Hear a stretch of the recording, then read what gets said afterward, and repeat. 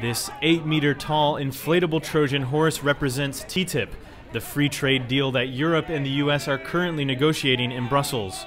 The people in suits represent big business lobbyists.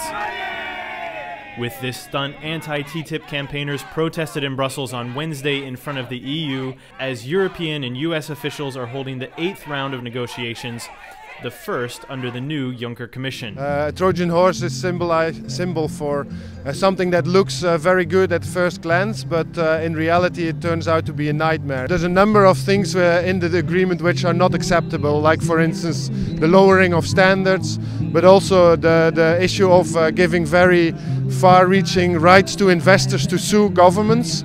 And if these things are part of the deal, then we think that the deal should be rejected.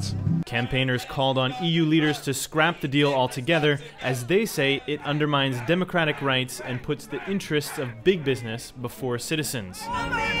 GMOs, excessive rights for investors, dirty energy, and chlorine chicken are some of the threats that campaigners believe the agreement poses. If stronger rules will be challenged within this trade as barriers to trade, then we see that they will be lowered down so that the trade can dominate.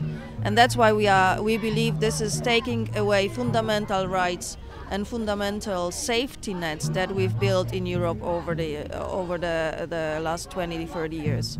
The European Commission, however, believes that a transatlantic agreement will create a single market of 800 million people, creating millions of jobs. So far, more than 1 million citizens around Europe have signed a petition opposing the trade deal and demanding the end to the negotiations.